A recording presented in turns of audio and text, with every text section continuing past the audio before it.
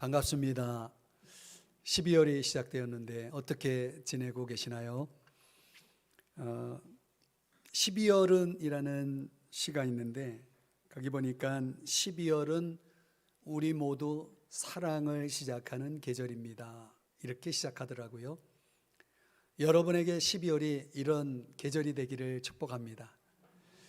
오늘 우리가 디모데전서를 계속 묵상을 하려고 합니다. 디모데전서는 1장에서 말씀, 교리의 중요성을 이야기하고 2장에서는 공적 예배에서의 우리의 역할에 대해서, 이제 3장에 들어와서는 바울이 교회의 리더들에 관해서 이야기를 하고 있습니다. 그러니까 교회의 건강을 결정하는데 중요한 세 가지를 다룬 겁니다. 말씀, 예배, 리더. 그 교회의 건강을 결정하는데 절대적인 세 가지입니다. 오늘 본문은 특별히 교회의 리더들, 영적 리더들이 어떤 역할을 하느냐보다는 어떤 사람이 되어야 하느냐에 주목하고 있습니다. 종종 우리는 주변에서 많은 일을 하지만 인간성이 좋지 못해 그 사람이 하는 모든 일이 주님과 교회의 영광이 되지 못하는 경우를 종종 볼 수 있습니다. 그래서 3장의 내용이 중요한 겁니다. 1절을 보시면 mit보다 이 말이요 곧 사람이 감독의 직분을 얻으려 함은 선한 일을 사모하는 것이라 함이로다. 여기 감독이라는 단어가 나오는데 영적 리더의 칭호입니다. 무슨 의미를 강조하냐면 사역과 관련된 전문성을 강조하는 단어입니다. 다른 칭호로는 장로라는 단어가 사용되는데요, 인격과 관련된 내면의 성숙을 강조하는 겁니다. 왜 성경은 영적 리더에 대해서 이 두 가지 칭호를 다 사용하는가? 그 이유는 영적 리더에게는 이 두 가지가 꼭 필요하다는 거죠. 하나는 전문성, 또 하나는 성숙한 인격. 전문성이라고 하는 것은 어떤 기능적인 것을 위해서 하는 것이죠. 이거는 우리가 어떤 지식을 습득함을 통해서, 어떤 지식에 의해서 또는 내가 가지고 있는 재능에 의해서 발휘가 되기 때문에 비교적 짧은 시간이 걸립니다. 그러나 성숙한 인격이라고 하는 것은 상당한 시간이 필요하죠. 상당한 시간이 필요합니다. 오늘 성경의 강조점은 전문성적인, 기능적인 것보다는 이 상당한 시간이 걸리는 인격적인 성숙을 강조하고 있습니다. 구세군의 지도자 사무엘 로간 브랭글은 이런 말을 했습니다. 리더십은 승진으로 획득되는 것이 아니라 많은 기도와 눈물로 얻어지는 것이다. 참 중요한 정의라고 생각이 됩니다. 오살드 샌더스라고 하는 사람도 리더로서 성공하는 길을 가기 위해서는 어떤 길을 지시하는 것뿐만 아니라 그 길을 스스로 밟는 사람이다 라는 말을 했습니다. 아주 중요한 말이죠. 그러니까 리더는 다른 사람들로 하여금 자기를 따라오도록 감동을 줄 수 있는 사람이어야 되는데, 그 감동이라는 것은 어디서 오는 거냐면 결국 인격에서 온다는 거죠. 그랬을 때 그 인격이 얼마나 중요하냐, 그리고 그 인격 개발을 위해서 얼마나 우리가 상당한 노력을 해야 하는지를 말씀해 주는 겁니다. 그러면서도 이 리더는 하나님만이 세우실 수 있다라고 하는 말도 있습니다. 무슨 말이냐면 하나님은 당신이 쓰시고자 하는 리더를 찾는다는 거죠. 그리고 그 리더를 찾았을 때 그가 하나님이 원하시는 리더가 되도록 만들기 위해서 상당히 하나님께서 그를 간섭하시고 다루시는 것을 봅니다. 여러분, 하나님이 우리가 리더의 자리에 들어올 때 그때부터 하나님이 구체적으로 나를 하나님이 바라시는 리더로 만들기 위해서 간섭하시고 개입하실 때 우리 삶에 일어나는 그런 풍성한 경험들이 있습니다. 그런 것들이 내가 하나님 앞에 한평생 내 인생을 하나님 앞에 드려서 하나님께 붙들려서 하나님이 다루셔서 하나님이 원하시는 사람으로 쓰셨다, 그렇게 쓰임을 받는 삶을 산다는 것이 여러분 얼마나 큰 축복이겠습니까? 그래서 오늘 1절의 말씀에 보면 사모하는 것이다, 사모하는다라는 말이 나오죠. 이게 리더가 되기 위해서 사모하는 것, 자원하는 것은 하나님 보시기에 선한 일이다, 하나님이 기뻐하신다는 겁니다. 우리의 삶 속에 그런 사모함이 있고 그런 쓰임받음이 있다면 그건 굉장한 축복이죠. 얼마 전에 제가 아는 다른 교회 장로님 한 분을 만났는데요, 그분은 직분을 떠나서 정말 교회에 헌신적으로 교회를 섬기는 분이십니다. 그런데 이제 그분에게 이제 아들이 있는데 어떻게 같이 만났어요. 그래서 제가 뭐 하고 있냐 그랬더니 공부하고 있대요. 그러면서 지금 신대원을 다니고 있다는 거예요. 그래서 제가 깜짝 놀랐어요. 그렇게 자주 뵙는 분인데 신대원에 다닌다는 거 한 번도 저한테 얘기한 적이 없거든요. 그래서 제가 물었어요. 아들이 신학교 간다고 해서 아버지한테 이렇게 왔을 때 말리지 않았냐고. 보통 그러거든요. 말리거든요. 근데 그 장로님이 하는 말이 왜 말립니까? 영광이죠. 그러더라고요. 그래서 제가 그 장로님을 다시 보게 됐습니다. 여러분, 만약 여러분의 자녀가 뭐 신학교 이런 차원은 아니더라도 정말 하나님을 위해서 자신의 삶을 헌신하고 드린다고 했을 때 여러분의 자녀가 그런 자녀라면 여러분 어떻게 반응하시겠습니까? 말리시겠습니까? 사실 우리가 우리의 자녀들을 향해서 부모가 가지고 있는 기대와 또 계획이 있을 수 있겠죠. 그 자녀들의 인생이 하나님 앞에 드려져서 쓰임받을 수 있는 기회가 만약 자녀에게 주어졌을 때 우리는 그것을 충분히 환영하고 격려하고 도전해 줄 수 있는 그런 부모가 될 수 있을까? 이런 도전을 여러분에게 드리고 싶어요. 오늘 본문 속에는 15가지의 리더가 갖추어야 될 인격적 특성을 설명해 주고 있거든요. 사실 이거는 리더만에게 주어지는 것이 아니라 모든 그리스도인들에게 주님이 기대하시고 요구하시는 것이라고 봅니다. 사람들 보면 나름대로 의미 있는 삶을 살기 위해서 버킷리스트라고 하는 걸 만들어가지고 그걸 실천하는 사람들이 우리 주변에 종종 있습니다. 저도 이제 제가 알고 있는 사람 가운데도 그런 사람들이 있는데, 그러면 여러분 우리는 버킷리스트가 아니라 이 지금 오늘 우리가 살펴보게 될 이 인격 캐릭터리스트를 가지고 정말 리더다운 인생을 살아가기 위해서 한번 실천해 나가는, 도전해 나가는 것은 어떻겠습니까? 오늘 본문은 그런 맥락에서 한번 우리가 도전을 받으면서 말씀을 받았으면 좋겠다는 생각이 듭니다.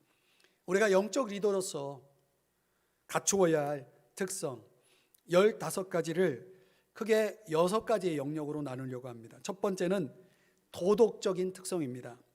2절 말씀을 한번 보시면 그러므로 감독은 책망할 것이 없으며 라고 말하고 있죠.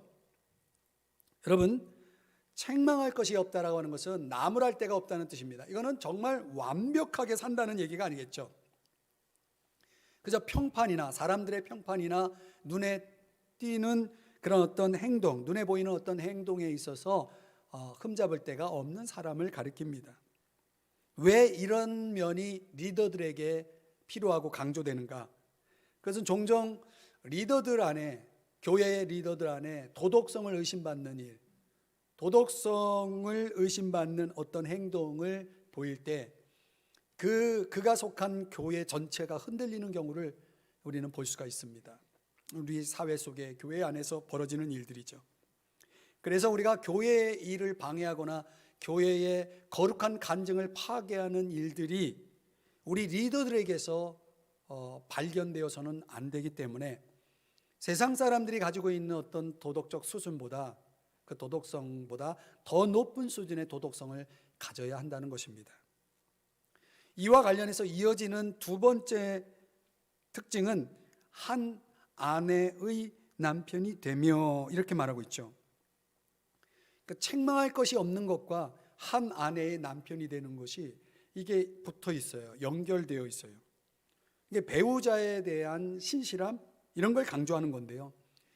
나의 사랑이 오직 하나뿐인 배우자에게 집중되어야 한다는 것을 강조하는 것입니다. 왜 이런 특징이 강조가 되었을까요? 당시의 배경에는 이게 문화적으로 당시 문화가 평생 아내를 포함해 가지고 세 여자를 데리고 살 수 있었다고 합니다.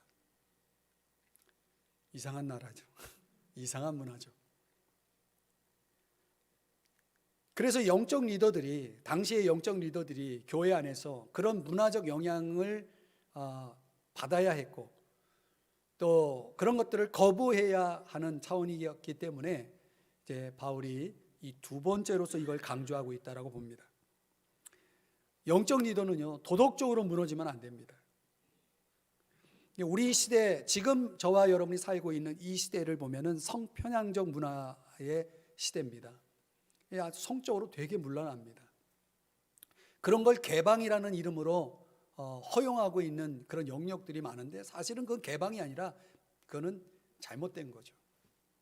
부패한 거죠. 타락한 것입니다. 기독교가 이 시대에 해야 될 역할이 바로 이것이죠.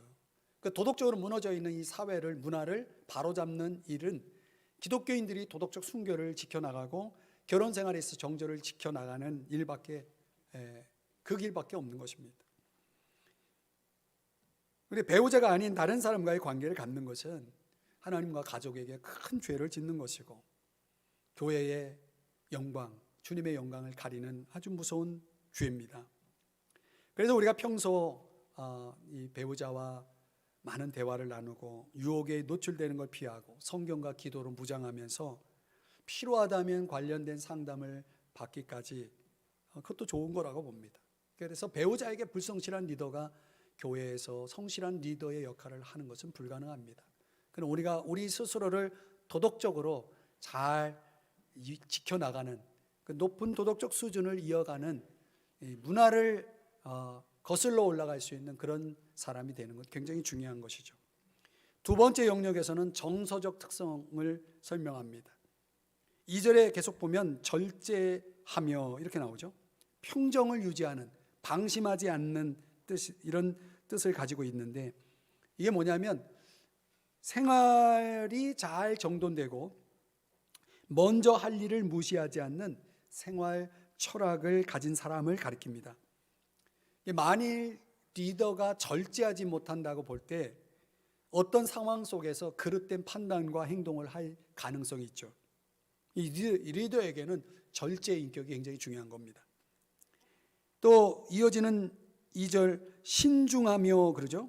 이거는 현명하고 훈련된 그런 뜻입니다. 그래서 웹스터 사전에는 이 단어가 이렇게 설명하고 있어요. 일상의 일들을 관리함에 빈틈이 없는 사람. 저는 이 정의가 참 좋은 것 같아요. 빈틈이 없는 사람.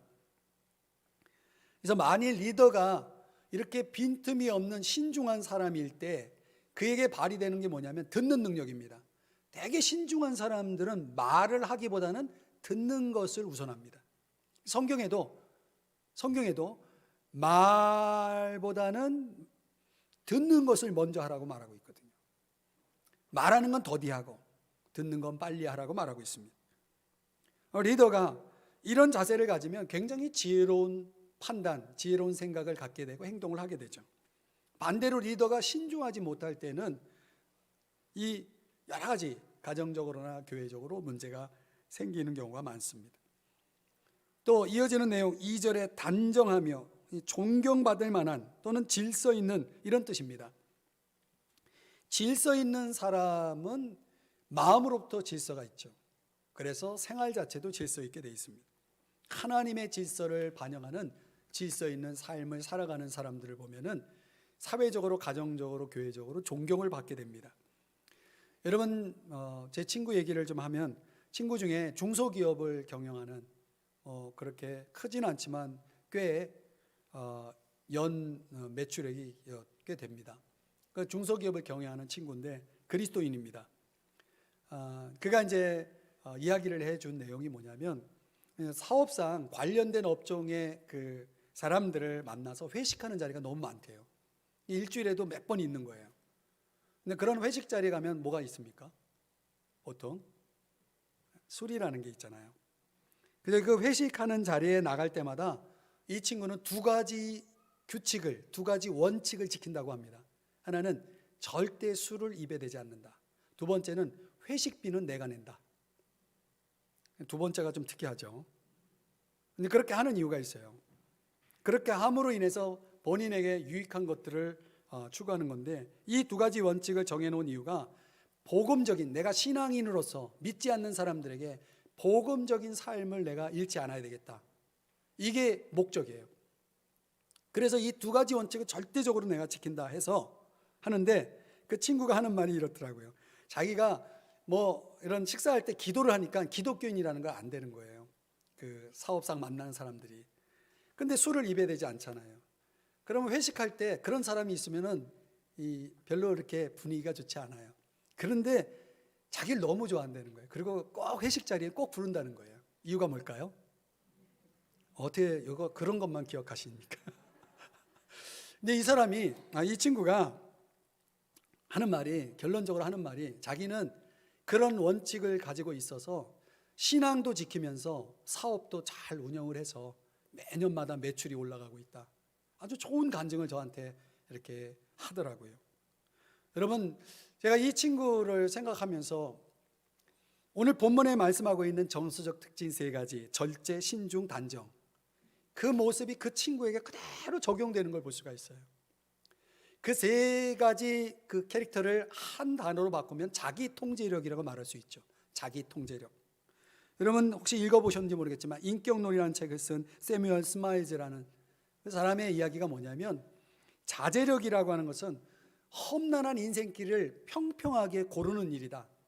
닫혀있는 길을 열어주는 역할을 한다. 이렇게 말했어요. 그만큼 자제력이라는 것이 인생 성공에 있어서 중요하다는 말을 그 인격론이라는 책에 읽어보면 나오거든요.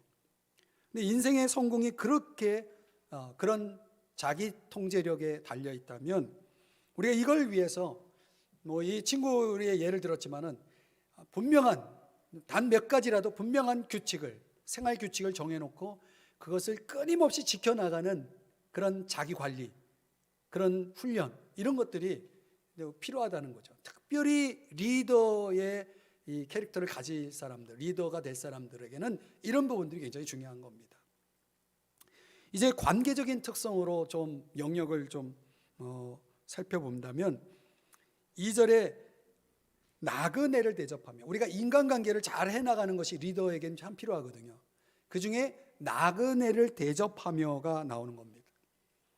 도움이 필요한 사람들을 관대하게 보살피는 것을 얘기합니다. 여러분, 다른 사람을 대접하고 섬기는 자질이 없는 사람은요, 리더의 자질을 상실한 사람이라고 할 수가 있습니다.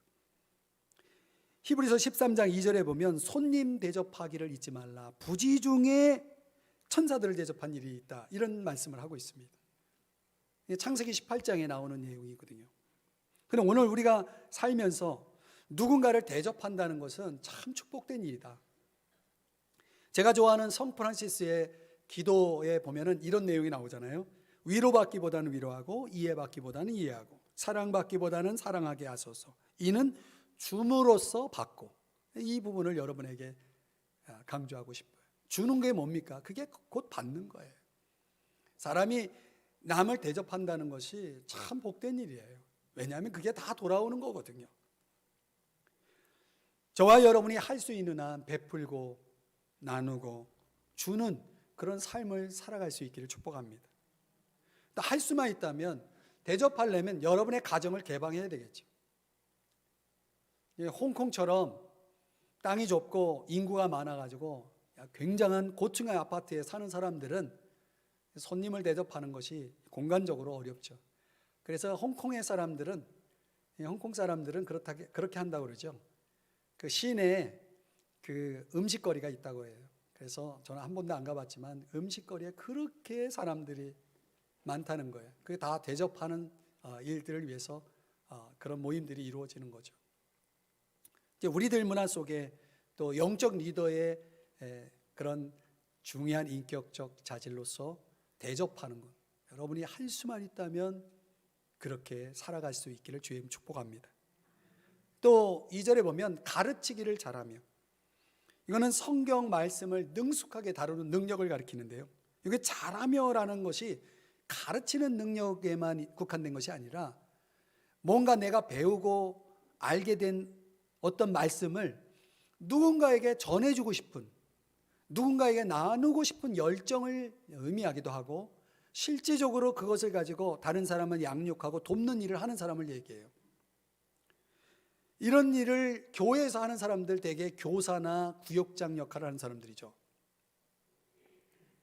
제 제자 중에 저에게 양육을 받고 훈련을 받은 제자가 있습니다. 다른 교회 집사인데요. 그 집사님이 다니는 회사가 작은 기업이지만 한 직원으로서 자기보다 늦게 들어온 직원들 가운데 몇 사람을 기도하다가 하나님이 붙여주셔서 그 직원들 몇 사람하고 같이 성경 읽기 모임을 진행하는 거예요. 그러니까 그런 시간이 있냐 그랬더니 시간을 내면 있다는 거예요. 그 직장 동료들하고 성경 읽기 모임을 하면서 저한테 훈련받은 걸 가지고 가르친다는 거예요, 자기가. 그리고 교회에서는 담임 목사님에게 허락을 받아서 저에게 훈련받은 그것을 가지고, 교환을 가지고 그 모임을, 그런 비슷한 모임을 또 갖는다고 이야기를 하더라고요. 이 가르치기를 잘하는 인격적 자질을 가진 아주 훌륭한 사례입니다.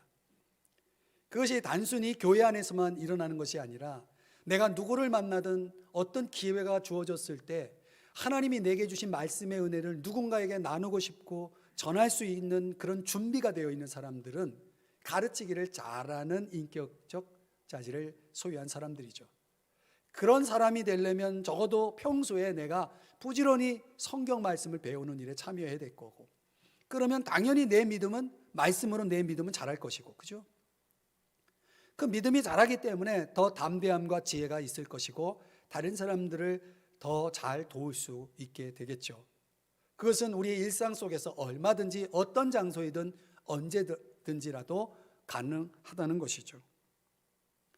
우리 모두가 다 그렇게 일상 속에서 적용하기는 어려울지라도 여러분들이 적어도 영적 리더라면 말씀에 관심을 가져야 되고 말씀에 지식이 있어야 되는 거예요.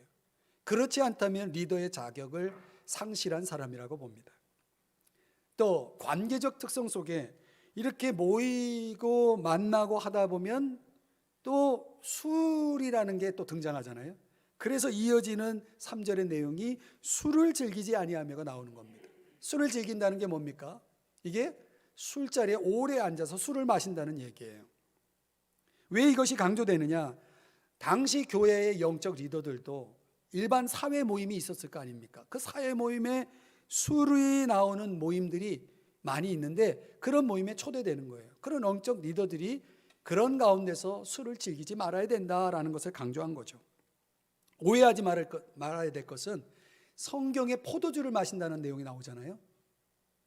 근데 그 성경의 포도주는 오늘날 우리가 마시는 와인이 아니에요. 비율로 따지면은 물이 3, 포도주가 1입니다. 3대 1 정도의 비율로 만들어진 일종의 당시의 음료수 역할을 했던 것이다. 그래서 그걸 마시면 취하기보다는 좀 화장실 자주 다니게 되는 그런 차원의 목의 그 가람을 해결하는 음료수 역할을 했다는 거죠.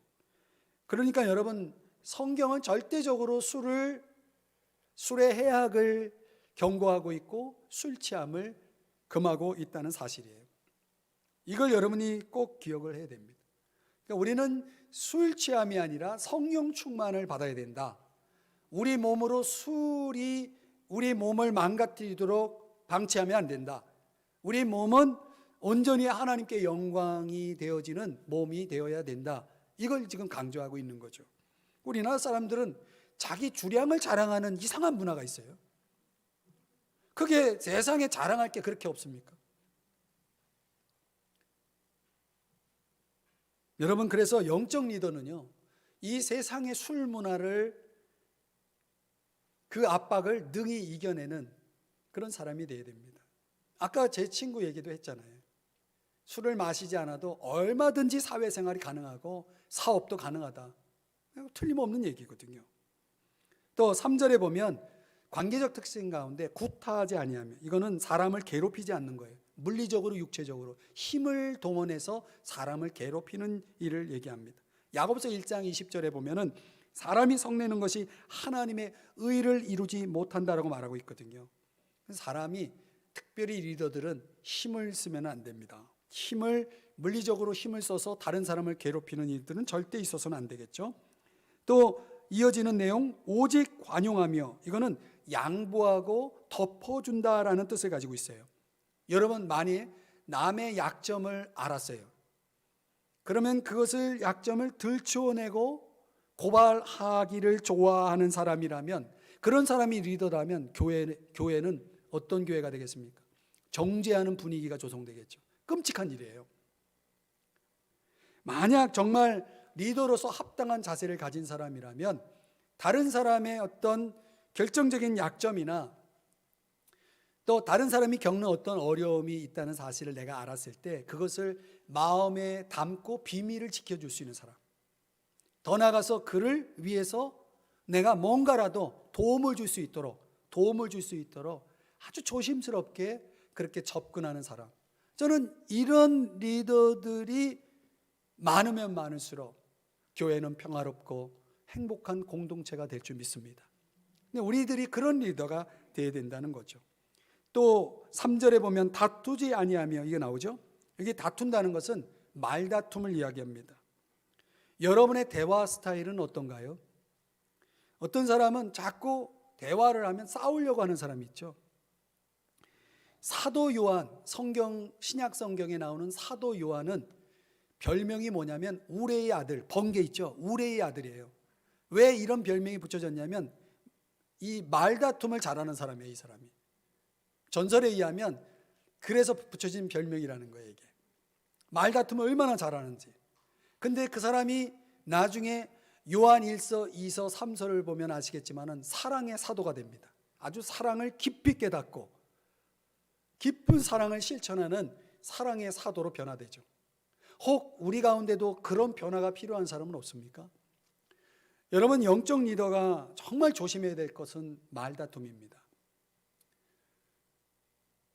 혹 주일날 은혜 받으러 예배 드리기 위해서 왔다가 말다툼하고 돌아가는 그런 주일이 절대 있어서는 안 되겠습니다. 나도 망가지고 교회 분위기를 이상하게 만드는 그런 일들은 절대 없어야 됩니다.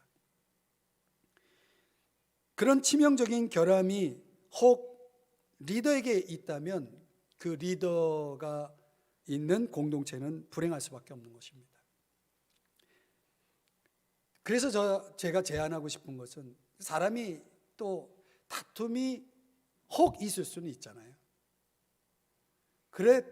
그럴지라도 가능한 한 빨리 죄를 고백하고 또 가서 용서를 구하고 서로의 상처를 치유해 주면서 관계 회복을 할 수 있는 사람이, 그 사람이 참 성숙한 사람이다. 그 사람이 진정한 리더다. 저는 그렇게 봅니다. 또 이어지는 3절 보면은 돈을 사랑하지 아니하며. 여러분 돈을 사랑하십니까? 이거는 돈에 욕심이 없는, 돈으로부터 자유로운 후한 사람이 되는 이런 의미거든요. 여러분, 미국 사회에 팁 문화라는 게 있습니다. 아시죠? 10%의 팁을 내게 되어 있습니다. 근데 미국의 한 그리스도인의 이야기를 좀 들려드리면, 이 그리스도인이 어느 날 돈을 사랑하지 말라라는 말씀을 딱 들으면서 마음에 깊은 감동을 받았어요. 내가 이렇게 살아야 되겠다.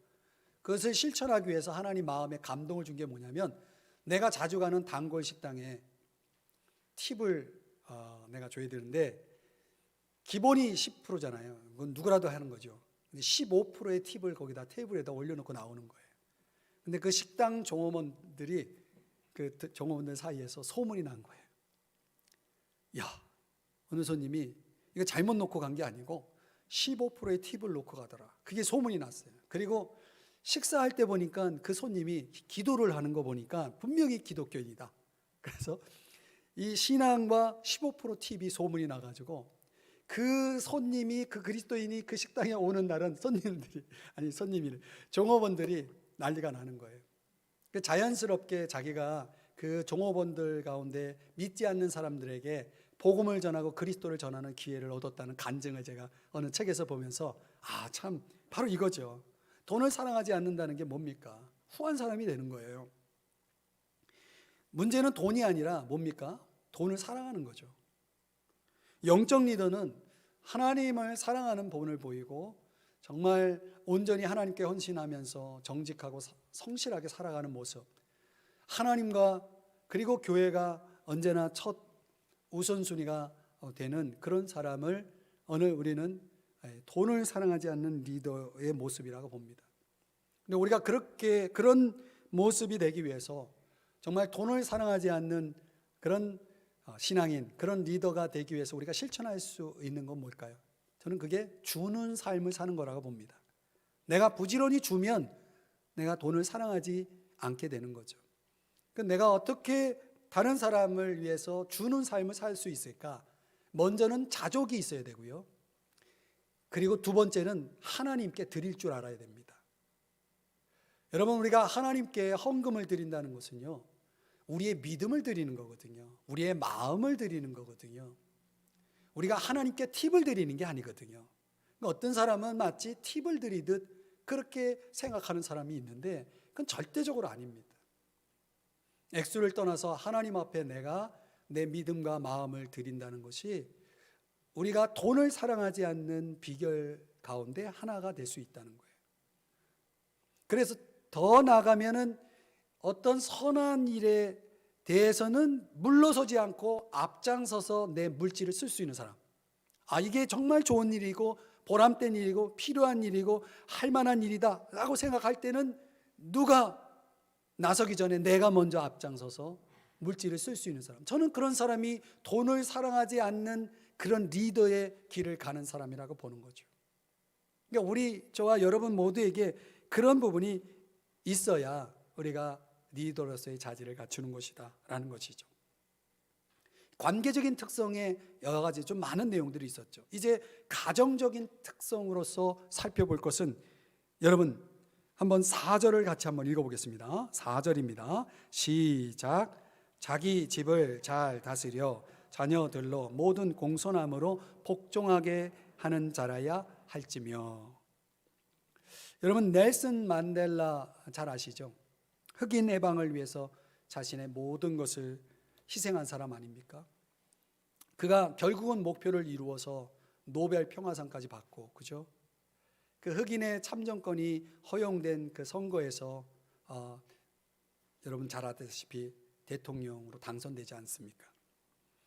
근데 그가 그렇게 큰 업적을 이루고 큰 성공을 거두었지만 그의 가정을 들여다보면 2번의 이혼을 겪었고, 그리고 오랜 세월 이 감옥에 있으면서 자녀들과의 소통이 거의 없었다고 합니다. 그래서 그가 나중에 고백하는 것은 자기에게는 늘 일이 우선이었기 때문에 결국 내 인생에는 파국을 맞이하게 되었다라고 하는 그런 고백을 그의 자서적인 책에서 그렇게 기록하고 있습니다.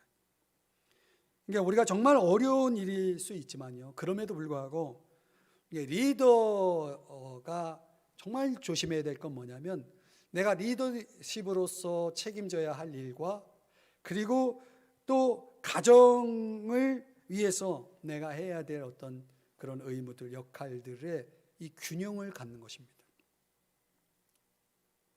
정말 세상에서 밖에서는 큰 성공을 거둔 사람이 가정적으로는 어려운 시련을 겪는 사람들이 있습니다.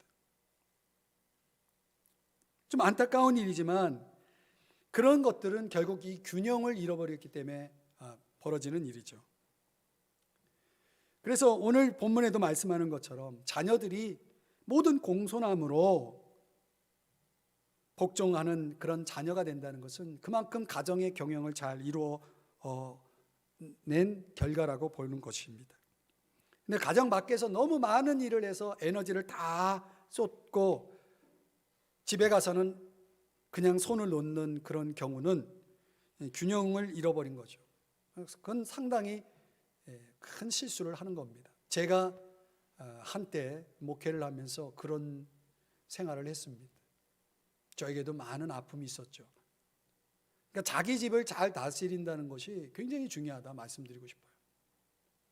여러분 모두가 리더로서 살아가야 되기 때문에 그렇습니다. 5절에 보면요, 사람이 자기 집을 다스릴 줄 알지 못하면 어찌 하나님의 교회를 돌보려. 이게 균형이라고 보는 겁니다. 구약 성경의 좋은 예는 제사장 엘리가 아들이 있는데 그 아들들이 굉장히 부도덕하고 정말 탐욕스러운 자녀들입니다. 그런데 사무엘상 3장 13절에 보면 왜 아들들이 그렇게 됐느냐? 엘리 제사장, 아버지 엘리 제사장이 저주를 자청하는 아들들을 금하지 아니하였기 때문이다. 그 이유를 그렇게 밝히고 있어요. 아들들이 잘못된 것다기보다는 그 아들들을 금하지 않은 엘리 제사장의 책임을 더 중하게 묻고 있는 그런 말씀입니다. 리더의 역할을 경고하는 사례죠. 우리가 할 수만 있다면요, 우리의 가정을 정말 잘 경영하는 일이 필요합니다. 그러니까 영적 리더의 목표가 단순히 자신에게 주어진 미션을 잘 수행하는 일뿐만 아니라 가정을 잘 다스리는 일을 해야 되겠죠. 어떻게 그것이 가능하냐? 나의 배우자에 대해서 정말 사랑하고 귀하게 여겨야 되고, 특별히 우리 자녀들을 대할 때 이 자녀들을 주의 말씀으로 잘 양육하고 훈계하면서 격려하고 때로는 위로하면서 그들을 잘 이끌어야 돼요. 그런데 부모들이 잘 못하는 게 뭐냐면 우리 자녀들과의 소통에 어려움을 많이 겪죠. 사실 그러기 위해서, 이런 문제를 해결하기 위해서는요, 우리가 좀 더 우리의 욕심을 내려놔야 될 것 같아요. 내 마음에 어떤 높은 수준의 기대를 내려놓고, 그리고 정말 계속적으로 어떤 정말 희생과 기대, 또 내 안에 어떤 그런 소망을 가지고 끊임없이 사랑을 부어주는 것밖에 없거든요. 기다려주는 거죠. 그리고 가급적이면 그들을 이해하려는 노력도 필요하고요. 그리고 또 필요하다면 또 배우자와 같이 협력을 해야 되고요. 그런 전문적인 어떤 지식이 필요하다면 그런 걸 배우러 또 다닐 필요가 있습니다. 교회 안에서 그런 프로그램들을 종종 진행하니까 여러분들이 활용하는 것도 필요하다고 봅니다. 여기서 이제 제가 말씀드리고 싶은 것은 부모의 짐을 지우는 것보다는 저는 이렇게 생각하는 거죠. 결국은 우리가 완벽한 부모가 될 수는 없습니다. 어떤 부모도 완벽한 부모는 없습니다. 그러나 성장하는 부모는 될 수 있잖아요. 안 그렇습니까, 여러분? 그러니까 완벽한 리더가 되기보다는 성장하는 리더로서의 역할을 하면은 저는 그것으로 됐다고 봅니다. 가정적인 특성에서는 이 한 가지를 얘기하고 있습니다. 이제 영적인 특성으로 6절을 보면은 또 한번 같이 읽어볼까요? 시작. 새로 입교한 자도 말지니 교만하여져서 마귀를 정죄하는 그 정죄에 빠질까 하며. 이 말씀을 보면 여러분이 꼭 기억하실 것은요, 이제 예수 믿은 지 얼마 안 되는 초신자를 어떤 리더의 자리에 세우는 것은 굉장히 조심해야 됩니다. 그렇게 해서는 안 됩니다. 그러면 인간의 본성상 어떤 일을 맡을 때 남들보다 더 빨리 높은 자리에 앉게 되면 사람은 교만에 빠지기 쉽습니다. 그 교만한 사람을 마귀가 이용하면 결국 그 초신자를 리더의 자리에 둠으로 인해서 그를 망치고 마는 거죠. 여러 가지로 교회적으로 또 하나님의 관점에서 손해가 되는 겁니다. 교만은 타락의 전조거든요. 그래서 우리가 할 수만 있다면 초신자들에게 중요한 거는 그들이 성장할 수 있는 시간이 필요한 거예요. 성장할 수 있는 프로그램이 교회 안에 있고 그 프로그램에 적극 참여할 수 있도록 여러분들이 도와주는 역할이 필요한 거죠. 그래서 물론 시간이 가면 알아서 성장한다 이런 건 없어요. 히브리서 5장에 보면은 어떤 사람이 마땅히 선생이 되어야 할 때가 됐는데 아직도 초보에 머물러 있는 것에 대해서 경고하는 이 5장 12절의 말씀이 있거든요. 여러분들은 영적으로 잘 성장하고 계시나요? 얼마나 더 성숙해졌나요? 이제 성장하지 않는 리더, 성숙해지지 않는 리더는 리더의 자질을 상실했다라고 볼 수 있습니다. 마지막으로 리더의 인격으로서 성품으로서 여섯 번째 사회적 특성을 강조하고 있습니다. 7절입니다. 같이 한번 읽어봅니다. 시작. 또한 외인에게서도 선한 증거를 얻은 자라야 할지니 비방과 마귀의 올무에 빠질까 염려하라. 자, 이 말씀대로라면 외인은 불신자를 가리키는데, 우리가 불신자들에게 우리 믿는 사람이 선한 증거를 얻는다는 것은 그들에게 좋은 영향력을 끼친다는 거죠. 여러분, 우리가 잘 알다시피 믿지 않는 사람들이 뭐 잘못하면 별 뉴스거리가 되지 않습니다. 근데 우리 믿는 사람들이 혹 뭔가 잘못한 것이 있으면 큰 뉴스거리가 되죠. 그걸 누가 이용하냐면 마귀가 이용하는 거죠. 마귀가 어떻게 이용하냐면 믿지 않는 사람들의 마음 문을 더 닫게 하고 교회로부터 하나님으로부터 더 멀어지게 하는 거죠. 교회를 비난한 사람들 보세요. 교회로부터 얼마나 멀어져 있는가. 그런 빌미를 우리 믿는 사람들이 제공해 주어서는 안 되겠죠. 그러니까 우리가 불신자들로 하여금 내가 당신 때문에 교회 가고 싶다라는 말을 할 수 있는 그런 영향력을 끼칠 수 있어야 된다는 거죠. 골로새서 4장 5절의 말씀인데 한번 읽어봐요. 시작. 외인에게 대하여서는 지혜로 행하여 세월을 아끼라. 아멘. 우리가 믿지 않는 사람들에게 이렇게 선한 증거를, 좋은 평판을 들으면서 살아야 될 줄 믿습니다. 그러려면 세상에서 정말 신뢰를 줄 수 있는 사람이 되어야 되고, 신뢰할 수 있는 사람, 그리고 아주 훌륭한 이웃으로서의 행동이 필요하죠. 약속 잘 지키시고, 또 맡겨진 책임이나 의무가 있다면 누구보다도 탁월하게 그 일들을 수행해내고, 정말 믿지 않는 사람들이 봤을 때 정말 훌륭해, 이렇게 인정할 만한 생활이 우리에게 나타나야 한다는 것입니다. 말씀을 좀 정리해 보겠습니다. 헨리 블랙컵이라는 이 리더십의 대가거든요. 여러분들 이 사람 이름을 꼭 기억하세요. 헨리 블랙컵이라는 사람이 그가 쓴 책에서 리더의 성품과 인격을 이렇게 정의했습니다. 남들이 따르고 싶은 삶. 정말 탁월한 정의죠. 리더가 가지고 있는 인격이라는 것은 남들이 따르고 싶어 하는 마음 갖게 하는 거죠. 영적인 영향력도 저절로 우연히 쉽게 오지 않는다. 그것은 하나님께서 리더 안에 만들어 주시는 것이다. 그렇기 때문에 리더의 영향력이라는 것은 결국 감동이고, 그리고 인격이고 삶인 거죠. 결론적으로 우리가 지금까지 이 15가지의 영적 리더의 인격적 특성을 살펴봤지만, 여러분 기억나는 게 있습니까? 잘 없죠. 이게 기억하는 게 우리의 한계 아닙니까? 좀 중요하게 이 15가지를 5가지로 좀 압축하면 이런 내용이 될 수 있습니다. 도덕적으로는 신뢰할 만한 사람이 되어야 됩니다. 또 정서적으로는 절제가 있고 신중한 사람, 관계적으로는 남의 허물을 잘 용서해주고 또 잘 대접하고 베푸는 사람, 신앙적으로는 계속 성장하는 사람, 가정과 사회에서는 책임을 다하며 존경받고 있는 사람.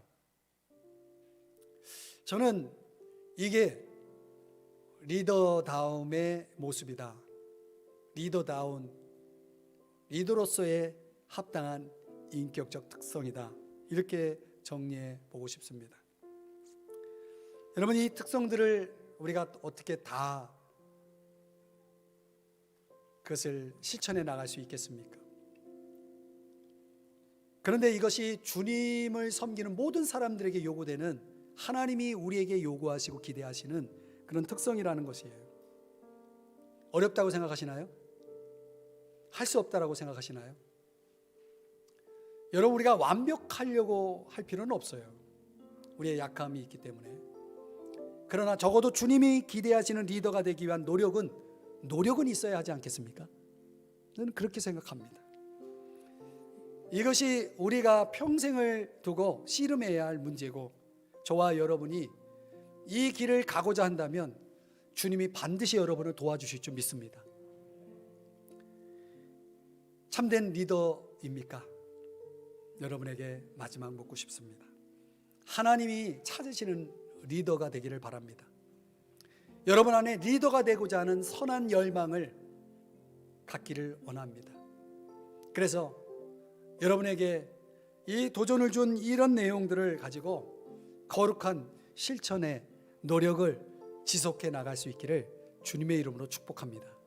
축복합니다. 기도하겠습니다.